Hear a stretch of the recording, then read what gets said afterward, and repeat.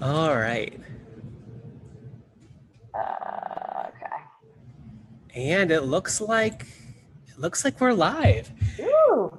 Hey everybody. So welcome to the first official episode of the Indie Law Show, or the Indie Show. That's what we're calling it. So I am so excited. This morning I have one of the greats in terms of the business experts that I've been connecting with. So this is Carrie Fry Williams.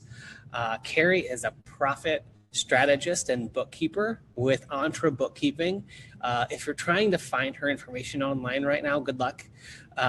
She is in the middle of a website redesign. Things are kind of down momentarily, but Carrie and I connected through Shannon Whaley several months ago now, I guess. And I was asked to present to this group of women that Shannon led this event for.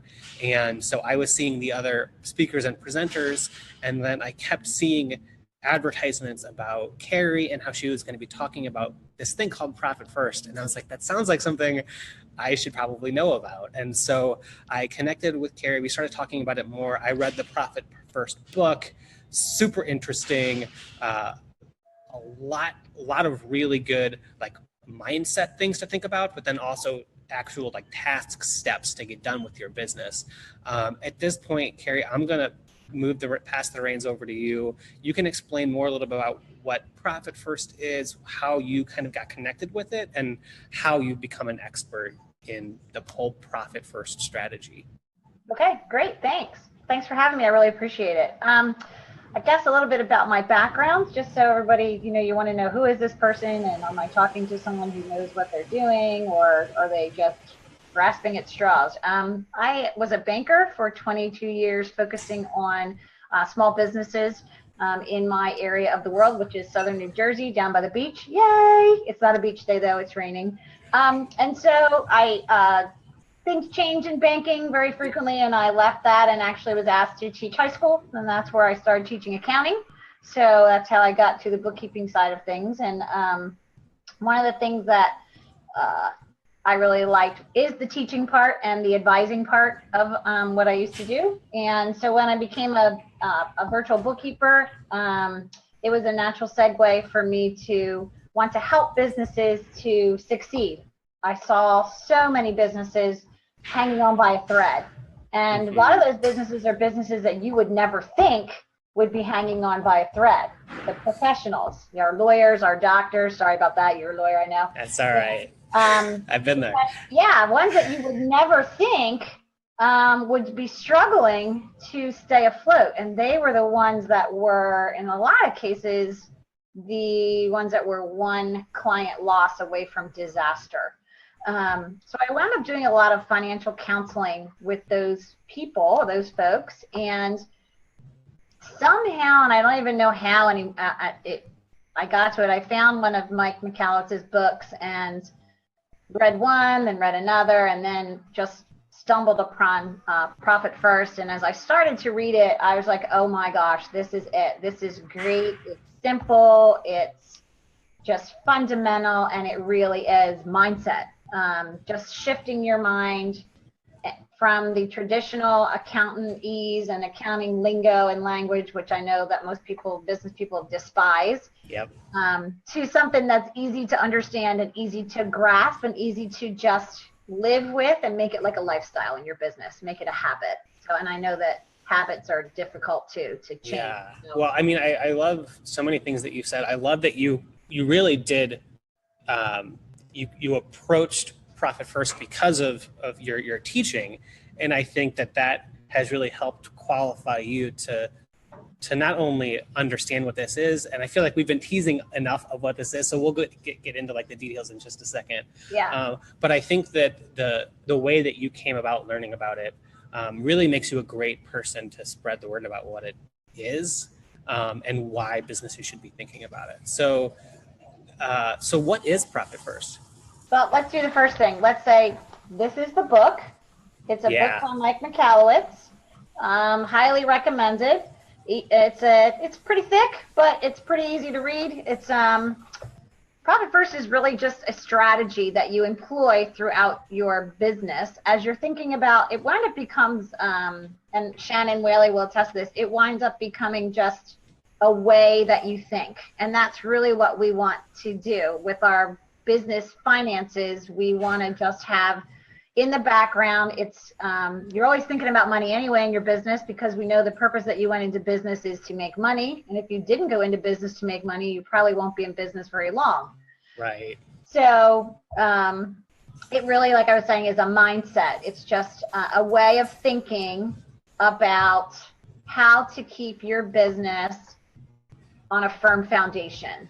That you're setting a solid foundation, a financial foundation for the life of your business. As it grows, as it expands, as it contracts, Profit First just moves with the flow of your business. Does that make sense? Yeah. So what is it about the book and the idea that makes it different from what businesses kind of automatically think about how they should run their business? Excellent. Okay, great question. Businesses traditionally are told that you make your sale, you subtract your expenses, and whatever's left over is your profit. Mm-hmm. Well, Profit First flips that equation and makes it more realistic. The old equation, the old accounting equation, the generally accepted accounting principle of that equation that I just said really doesn't take into account what really goes on in the life of a business from the business person's perspective. Whereas Profit First says, my sales minus paying myself, what I have left over is what I can spend to run my business. And so it flips it to reality. Yep. So what you're spending each month on things becomes less of like I'm paying what my business needs to, how much is the business making? And you really have a hard line then of what your costs are. Correct.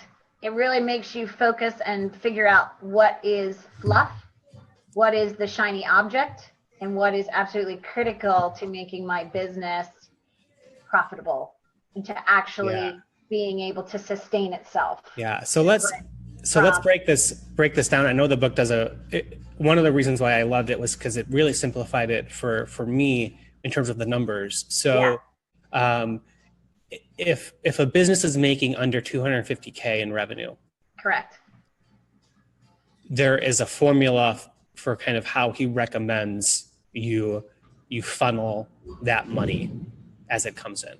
Absolutely. And one of his things is that you need to start putting away money for like a rainy day fund. Just like you're supposed to have that in your personal side, you're supposed to also have that in your business side. So the percentages are, and it's based on a percentage. So as your business grows, the amount that you can take out of your business grows, and or your expenses can grow, and it actually helps your business flow much better. For the first level, that 250, half of what you bring in, your gross sales, your revenue, needs to probably go right back out to you. I love that. And I don't think that gets highlighted enough in like small business circles that I run in. For two reasons. One, you and I have talked about this. I think when a lot of entrepreneurs start working, they have this goal of, okay, I want a 5K, 10K month. I want to get there. And they don't realize that when they get there, they're not taking home that full amount. And then the flip side is, and I've been there, you say, okay, I really care about my business. I want to make sure that it succeeds. So regardless of how much money the business is bringing in this month, I only want to take out $1,000. Right. Well, most people treat their business like it's an ATM. Well, they're doing the opposite. They take out way more than they should, because they don't have any kind of fixed and hard percentage that they're dealing with. So the Profit First is you're rewarding yourself for the work you've done right away. Yep. Well, and that goes against a lot of people say, like, I want to pay my people first and then I'll get paid. Right. Well, I mean, but paying people, aside from an independent contractor, that comes right off your top of the line. But paying people is an expense. Having employees is a huge expense. And we're too quick to jump on an expense because it's it's the thing to do instead of bootstrapping and DIY and getting value, the best value we can. It just really, the whole topic, just the whole mindset and philosophy makes you just rethink. That's the easiest way. It really makes you rethink what you're doing. Yeah, I'm about halfway through it, and it's I'm starting to implement things, and it's clarifying things. It's giving me a lot of peace of mind on the money end, because I know it's not just me doing guesswork anymore. Right. Following something. So let's break this down even more. So let's say that your business is making I work with a lot of new business owners. So let's just say the example of you have a new business, it's still building, and you plan on it making $50K for the year. Okay. We already said how like half of that should just be paid back out to you. Correct. So whatever 50K divided by 12 is your monthly revenue income. Half of that you take home. How do the other 50% get split up? Well, like in New Jersey, we have higher tax rates in some instances than other states. So I always tell my New Jersey clients to put, so you take 50% right off the top for your pay. Then I always tell them to take another 20% and put that aside for taxes. Okay. And because taxes, and that includes all, my clients don't have sales tax that they collect, because I deal with coaches and professionals, but sales tax is a whole separate thing that depends on your sales tax rate. And you should be taking that right off of your sale, just to put it aside. On top of the 20% that I'm talking about is for income taxes. If you're a single member LLC or a sole proprietor, that you are paying, it's a pass through. Your business is a pass through to your personal. So you want to put that aside just so you're covered. Yeah. Because you also are covering your own Social Security, both sides of that, the employer and the employee side. If you're a sole proprietor, you're covering all of your other state payroll taxes, both sides that you have to cover. So 20% is a good buffer. Mm-hmm. I'd rather have you guys have a buffer than be caught short when the tax man comes on April 15th. So, so that's a big one. And then I always tell people we want to start saving for a rainy day. So we want to start with the basic of 1%, just putting that into a savings account, so that if you do lose a client, or you do have your computer crashes, or you have some big expenditure that comes up that you weren't planning on, you have that money as a backup. Yeah. So another way to kind of say what we're saying here is that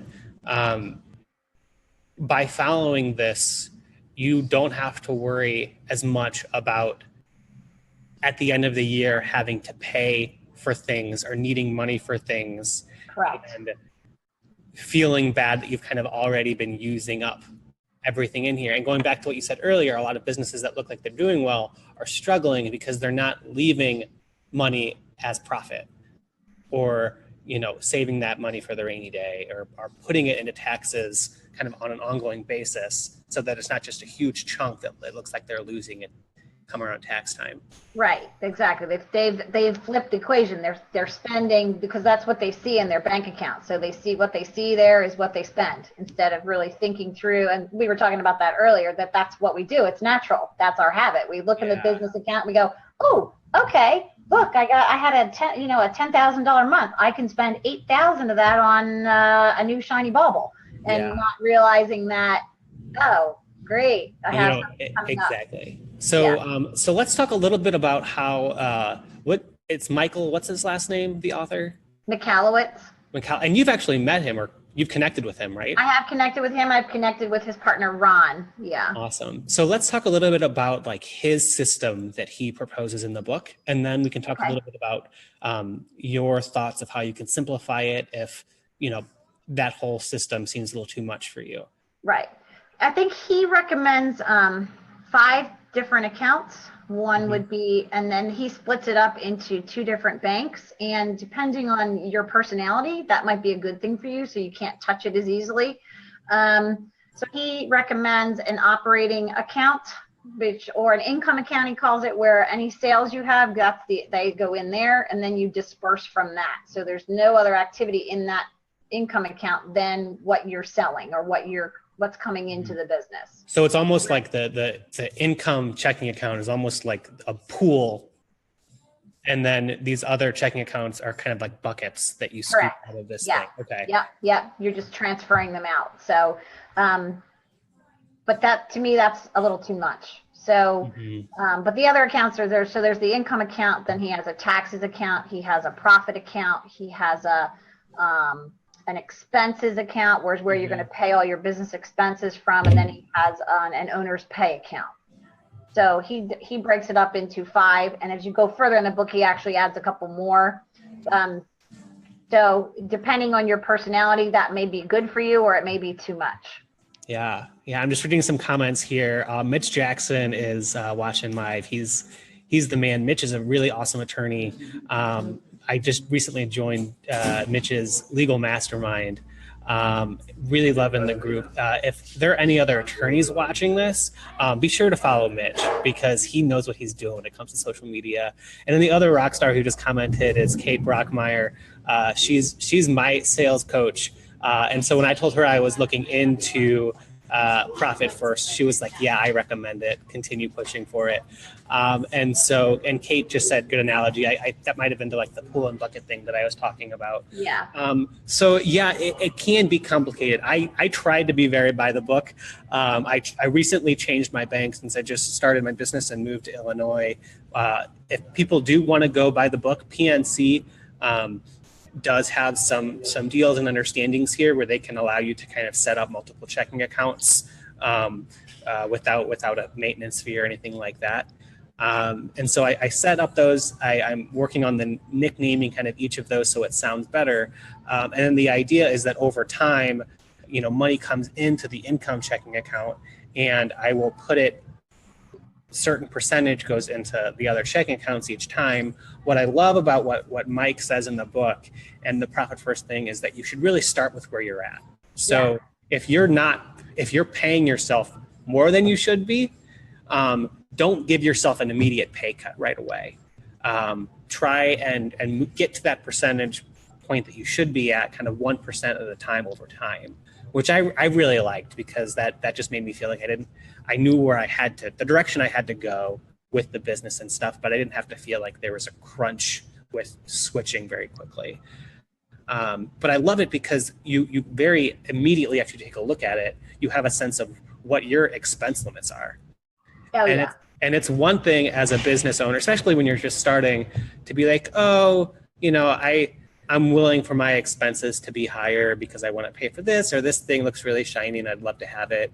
But when you're really given that limitation, but also that freedom to say, I deserve to be paid 50% of what I'm making here,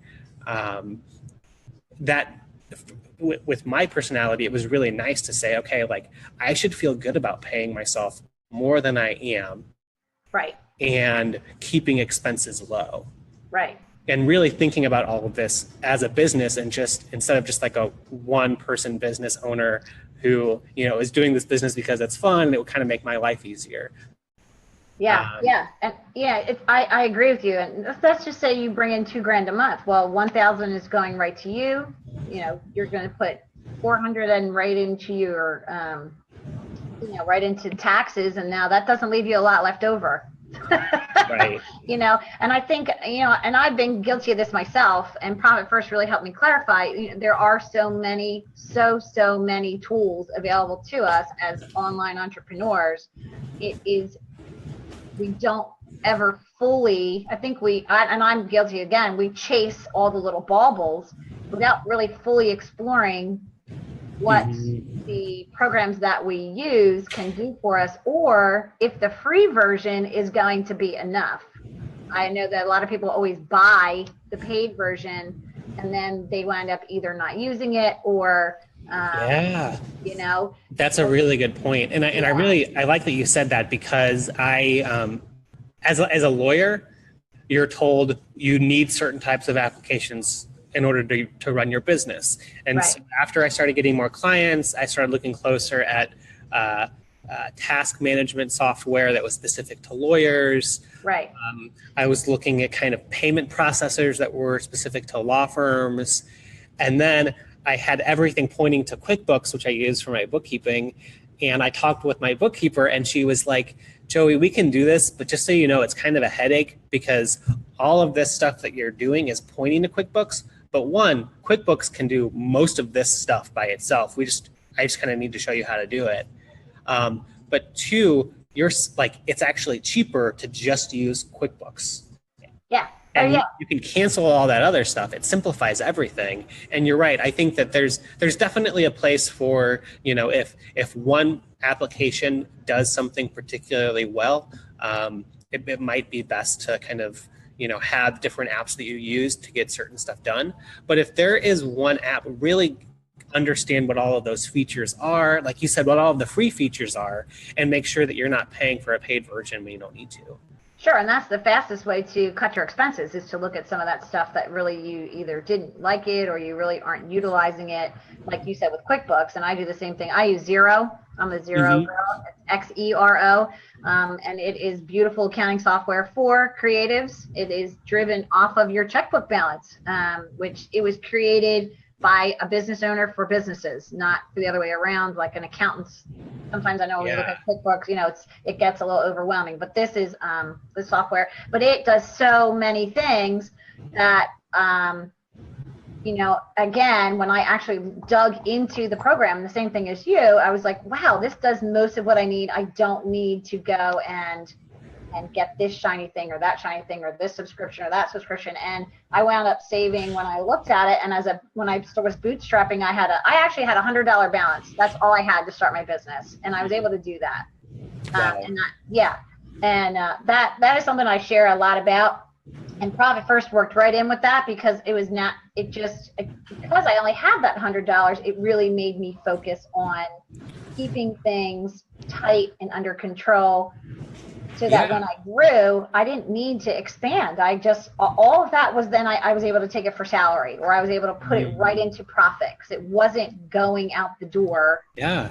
And I know we're kind of getting off topic with what Profit First is all about, but that's what I'm saying, that it's a mindset. It really starts making you just think through everything you're doing with your business, but not in a way that's overwhelming or not in a way that's depressing.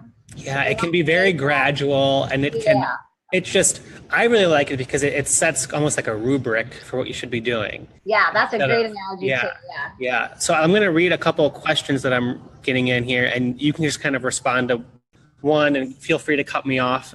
Kate says that we have an income account, and then we have open 2 additional accounts to separate out pay, co-founders, and business income. Yeah, I think that you can definitely do it with fewer than the 5 that are proposed in the book. Correct. I mean, I love the Profit First philosophy, but I've simplified it. And if anyone wants to know the simplified version, I definitely would encourage them to talk to me, bring it offline, private message me, and we can go over what you have and how to adjust it, and how to do it for free at your bank. That might be something to discuss too. I mean, banks, be careful where you're banking. You may be paying for things that you shouldn't be. Banks make money off of service fees. That's how they make money now, off of charge you. Used to be different. They used to make it off of interest spread, but there's no spread really anymore. So they're doing it on fee income. So again, it's another thing we can look at, but I like what she has set up, and if that's working, then just keep doing that. And that's basically a modified version, what she's got going on there. Yep. Here's a question from Mitch. He says, ideas/suggestions regarding where to put or invest business funds between use, like if bank interest rates are so low. Depends on the amount that you have that you're talking about, and the time frame. We always have to be careful with risk, with liquidity, or keeping things so that they're liquid so you can get to them. So short term, you just may have to eat it, or maybe find an online savings account that might pay you a little bit more. So it depends really, and I really can't answer that straight up on here because I would have to get more information to give a better better answer to that. Yeah, but that's a really good question, Mitch. I'm glad you asked it because that Yeah. raises a good point. So Catherine, this is kind of a two-part thing I've got for you. So Catherine says, what if you've done the opposite and never take money out of the business, meaning not to pay yourself, you just put it right back into the business? And then Kate responds saying, Catherine, not paying yourself is the quickest way to burn out on your business and to start doing other crap to create revenue. Read Profit First. And yeah, Catherine, I agree. I mean, I've done the same thing and I get it. It makes you almost feel like a martyr for your business. Like, and I say that because I felt that way. I was like, oh, I'm willing to sacrifice a little bit so that I can feel better about the business having money. But like Kate says, it really causes burnout. And the whole reason why the book underscores this, which is great, but like you have this business to serve you, not for you to serve the business. That was exactly what I was going to say. And I think especially when in our startup phase, we so tend to, we have a fear that we're not going to be successful. We have a lot of momentum, but yet we just kind of freeze when it comes to enjoying what we've done. I know I'm guilty of that. So yes, your business is there to serve you. Be careful that you don't cross the line and have so that you're just serving the business. Yeah. Well, and that you mentioned startups. Do you have any experience working with like brand new startups who have no money coming in? Yeah. And they have to get some stuff done. Yeah. For those types of situations, how should they be moving money around, or what should their expenses look like? Well, like I said, I started mine with $100. So, that's a big thing. Not many people can do that. And that included getting the registration done and, just the whole 9 yards. So can you do it? Absolutely. If you want to know like how I did it, or you want to talk about like exactly how I did it and what I can't even think now what free things I did. Oh man. Did you, but were you, at that point, were you focused on selling and getting sales in? Yeah. Oh yeah. Yeah. I think that when you're at to that point, putting a focus on making sales versus kind of making smart expenses, like your business, something that I hope Kate is still watching, is your business is meant to meet a pain point. And a lot of the expenses that you pay for when you're first starting, they can be super helpful. But oftentimes those expenses aren't actually going towards solving a pain point for your business, for your clients, your customer. Absolutely. My friend Ben Robinson puts it, there's 3 things you should be doing in your business, and you should be doing in this order. You should be doing sales first, servicing your existing clients second, and then 3, systematizing your processes. I love that. If you do, and it's easy to remember, I like that. Sales, service, systematize. That's how your business is going to continue to grow. If you love that around and do it out of order, then you're going to stagnate, or stagnating is moving back. I love that. I'm going to be stealing that for sure. Yeah. That's Ben Robinson. He does a bookkeeper business. I call it bookkeeper business launch, BBL, but so that's awesome. Like a mentor for me. That's really well said. Yeah. And then Mitch also says, transfer from business checking account to money market account when not using funds. Yes. Okay. It can be, it can be not. I mean, that maybe you may be, if you have a lot in your operating account that you're not using, then you're ready to up your percentage to your profit account. And your profit account should be a money market account, because you're not using that all the time. Yeah. So taxes account should be a money market account. You might as well get a little bit of interest on your money that's sitting there for 4 months at a time. Yeah. So. And we're going to go ahead. We're not going to do it right now, but Carrie sent me over a worksheet that can kind of help you guys kind of figure out what these numbers and percentages are that we're talking about. Right. It's one thing to talk about it in theory, but to really take the time to apply it to your business can be super, super helpful. So I'm excited to share that with you guys when we're done with the live recording. And you can take a look at it. I think it'll be super helpful. I think one thing, like with, I know some of you have requirements, legal requirements or state mandated requirements for funding. I know that lawyers have that, and that retainers and things like that you're holding client funds accounts. And that's a whole separate issue on how that has to be dealt with. And again, if that's a case, and I'm sure with Mitch, kind of in the back of his mind, he may be thinking about that side of his business, being an attorney, then that we should probably take offline, because it's very specialized, and with the legal ramifications, if it's not done correctly, then we want to be real careful with that too. Yeah. So this is an interesting question. I know I have kind of a response to it. So I think it's pronounced Calyx, Calyx, says, as a female, do you think I should invest money in my children or my career? Like if I don't have enough for both? Realistically, believing in yourself is not going to get money. I would just have to sit at home every day and believe in myself. Otherwise, I would just sit at home every day and believe in myself. Kayla, I mean, you bring up a really important point. And I think that, again,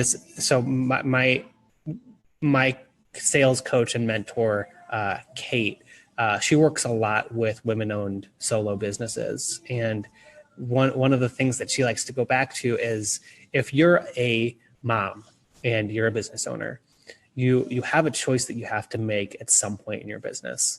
Either you are a mom with a business, or you're a business owner with kids, or a business owner that's also a mom. And I think that, not that you have to necessarily come to that conclusion, but I right away, but at some point you kind of have to figure out where the focus is on that. Right.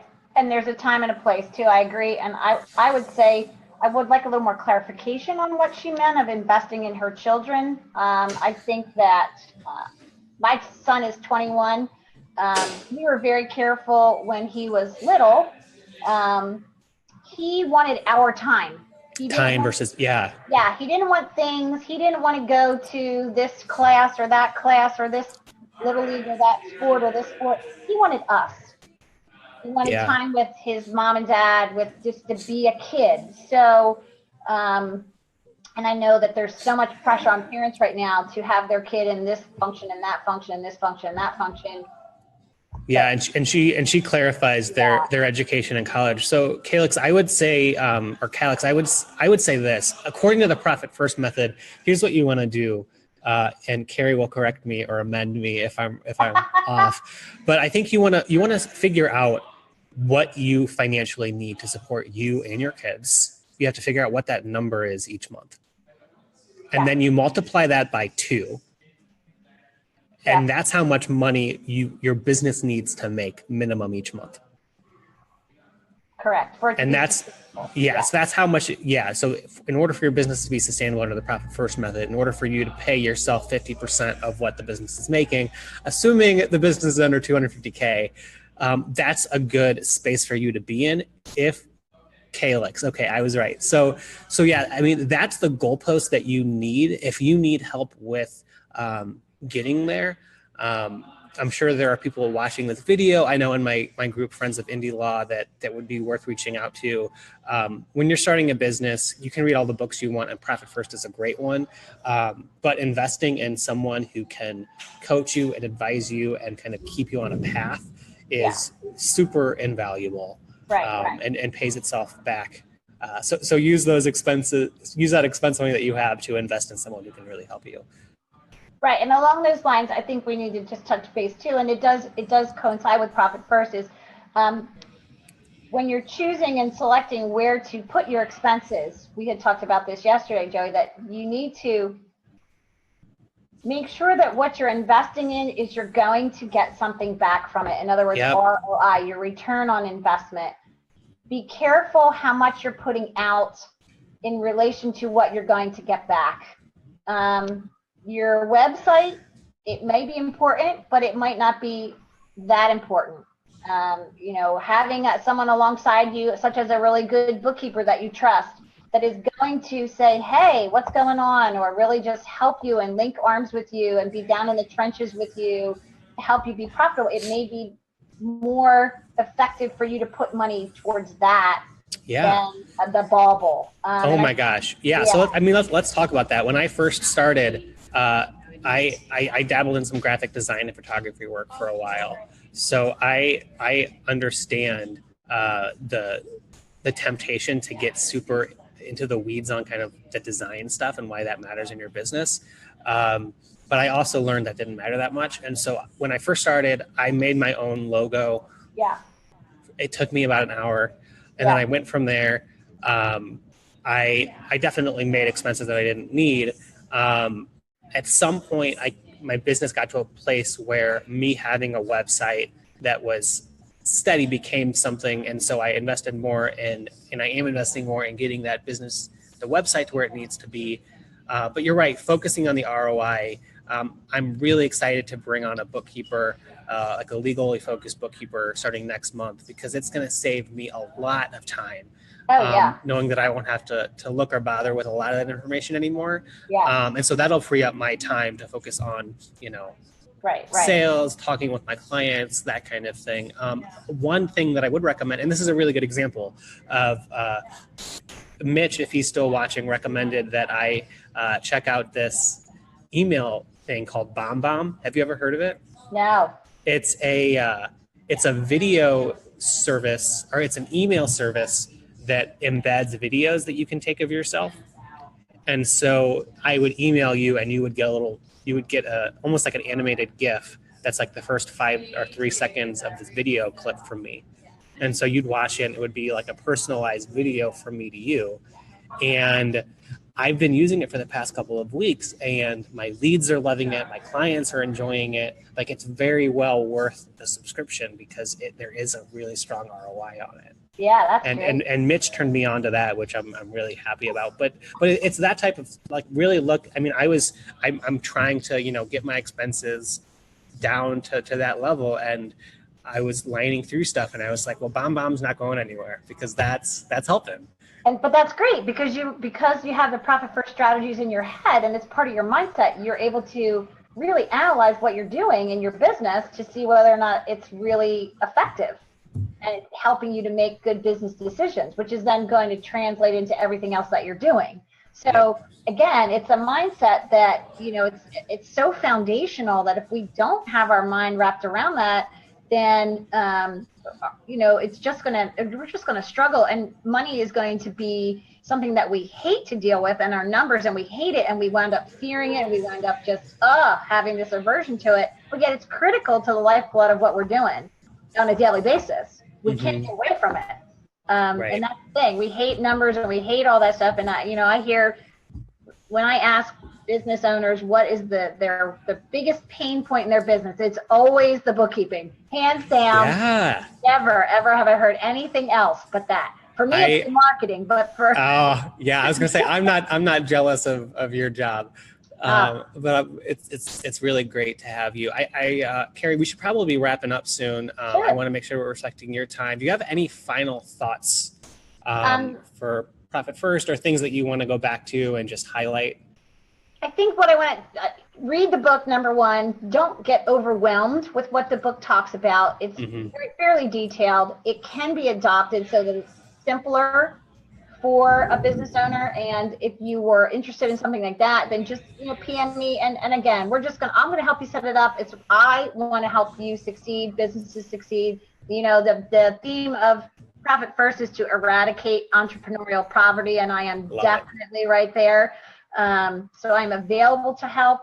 Just from that standpoint, we can talk about other things we can do, but Profit First is just so fundamental. It's just it literally is that you're creating a rock solid foundation by putting those principles into play, and to not hide from them, from what you see when you do the worksheets. You can't be afraid of it at all. You have to just embrace the numbers, whatever they show you, and move from there. And yes, there's examples in the book where the people cried when they actually saw their numbers, but it was the worst day of their life, but yet it was also the best day of their life, because they realized then right there what they had to do, and they were able to turn their business around, and it became a source of joy instead of a source of stress. I love it. That's what your business should be. Yeah. Well, Carrie, thank you so much for your time and for your expertise in this area. If you guys want to learn more about this, like I said, as soon as this video recording is done, I'm going to link up to a worksheet you can fill out. That can kind of be your step one to figure out more about this profit first stuff. If you're still interested, step two would be either to start a relationship with a bookkeeper like Carrie, ask them about profit first, or if you are already working with a bookkeeper or accountant or a profit strategist, run the idea of profit first by them. I've been very surprised with the conversations that I've been having with bookkeepers. It seems to be a very popular thing among bookkeepers. They all kind of know what this is. They all really recommend it and will gladly, work with their businesses to adopt the profit first system and mindset. So I'm really excited to share this video. I think that this is something that is if you know that it exists, it can be such a foundational part of your business. Oh, absolutely. Awesome, Carrie. Well, we'll do this again. This has been a lot of fun. Oh, yeah, it has been. I hope you'll have me back just for some other tips and tricks, right? Yeah, exactly. All right. See you guys later. Have a good weekend. Take care. Thanks. And